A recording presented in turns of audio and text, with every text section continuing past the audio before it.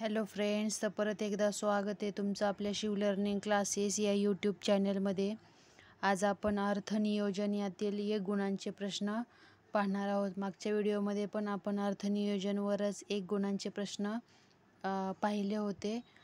आजही आपण एक गुणांचे जे महत्त्वाचे थेरॉटिकल पूर्ण पार्ट आहे जास्त या चॅप्टरमध्ये, म्हणजेच धड्यामध्ये, प्रकरणामध्ये जास्त थेरॉटिकल पार्ट आहे. त्यामुळे थेरॉटिकल प्रश्न हे एक गुणांसाठी विचारले जाऊ शकतात. त्यामुळे आपण हे जे महत्त्वाचे प्रश्न आहेत ते आजच्या व्हिडिओमध्ये आपण पाहणार आहोत. चला, पहिला प्रश्न काय दिलेला आहे ते पाहूयात आपण. जीवनावश्यक वस्तूंवरील GSTचा दर किती असतो? बघा, जीवनावश्यक वस्तूंवरील GSTचा दर त्यांनी विचारलेला आहे. Option A 5%, B 12%, C 0%, D 18%. जीवनावश्यक वस्तूंवरील GSTचा दर किती असतो? 0%. ऑप्शन सी हे उत्तर बरोबर आहे. बघा, याचं उत्तर आहे ऑप्शन नंबर सी. पेपरमध्ये लिहिताना फक्त क्वेश्चन नंबर ॲरो करायचा आणि ऑप्शन सी काय दिलेली आहे त्याच्या पुढे व्हॅल्यू ती लिहायची. फक्त क्वेश्चन लिहिण्याची गरज नसते. परत सांगते. प्रश्न नंबर 2. ₹50 दर्शनी किमतीच्या एका शेअरवर 25% दराने किती लाभांश मिळेल? ऑप्शन ए 25 रुपये, बी 12.50 रुपये, सी 2.50 रुपये, डी 6.25 रुपये. बघा, याचं उत्तर काय असणार आहे? ऑप्शन नंबर बी 12.50 रुपये. बघा, याचं उत्तर आहे 12.50. कसं? 50 रुपये दर्शनी 50 गुणिले किती आहे? 25%. म्हणजेच काय केलं आपण एक्झाममध्ये सॉल्व करताना शॉर्टकटमध्ये 50 गुणिले जो टक्के दिला आहे त्याला डिवाइड बाय 100 करायचं. काय करणार? 0 गेले आणि मग हे कॅल्क्युलेशन केलं तर 12.50 येते. बरोबर 25% आहे म्हणजे 25 डिवाइड बाय 100 येणार आणि त्याला काय दर्शनी किंमत 50, ते गुणिले करायचे. उत्तर आपलं 12.50 येते. चला, नेक्स्ट क्वेश्चन घेऊयात. व्हिडिओ खूप मोठा होतो, प्रत्येक एक्सप्लेनेशन सांगत बसलं तर, पण तरी तुम्हाला समजण्यासाठी मी सांगते, जेणेकरून एक्झाममध्ये प्रॉब्लेम येणार नाही.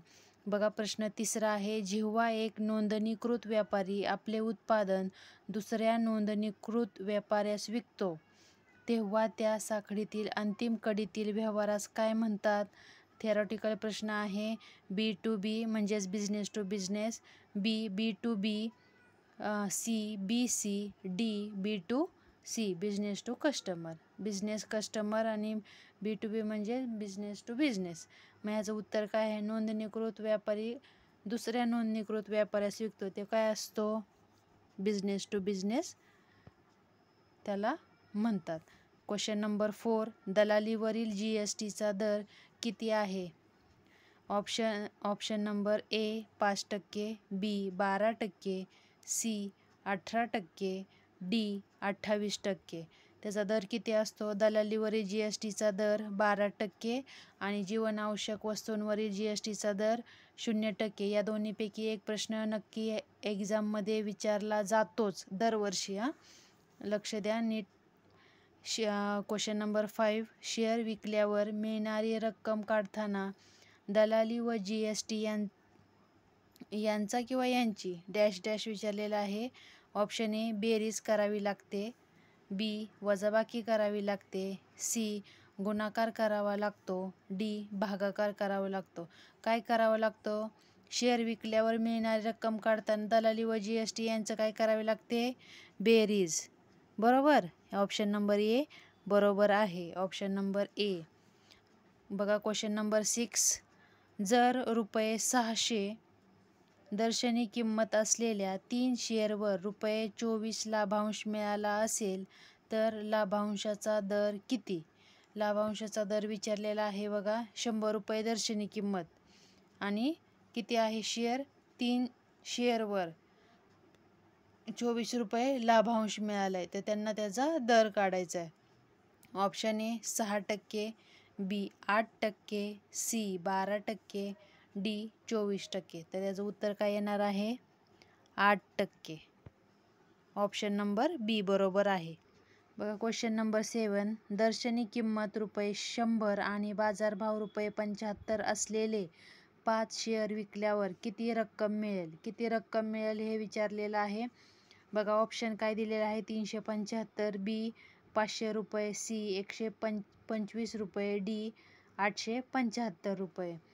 तर काय करणार आहे, आपल्याला काय विकल्यावर किती रक्कम मिळेल? मग रक्कम बरोबर काय करणार आपण, शेअरची संख्या आणि त्यांचा शेअरचा बाजारभाव जो आहे त्यांचा गुणाकार करणार. बघा शेअरची संख्या काय आहे 5 आणि बाजारभाव आहे 75, गुणिले केलं तर 375 येते. 375 म्हणजे ऑप्शन नंबर ए बरोबर आला. बघा काही विद्यार्थी MCQ टाईपचे जे क्वेश्चन असतात, 1 गुणांसाठी जे प्रश्न विचारले जातात ते प्रश्न असे वाचतात आणि मग बघा एक्झाममध्ये इथं वेगळी संख्या दिलेली असते, पण त्यांनी प्रश्न वाचलेला असतो की हा बाबा इथे हा प्रश्न मी वाचलेला आहे. मग तो काय करतात, तेच उत्तर लक्षात ठेवतात, उत्तरासहित पाठ करतात 375. मग ते ऑप्शनमध्ये पण 375 असेल तर 375 लिहून टाकतात. पण अशा पद्धतीने सॉल्व करायचं, कारण एक्झाममध्ये हीच संख्या विचारली जाईल असं नसतं. टाईप पद्धत ही अशी असू शकते, पण इथं विचारली जाणारी संख्या वेगळी असते. म्हणून मी तुम्हाला सांगते, कारण इथं संख्या वेगळी असली तर उत्तर पण इथलं काय येणार आहे, वेगळं येणार आहे. त्याकडे आवर्जून लक्ष द्यायचं, नाही तर तुमचा 1 मार्क तिथे जाऊ शकतो. बरोबर. क्वेश्चन नंबर बघा नेक्स्ट घेऊयात आपण. क्वेश्चन नंबर 8 आहे.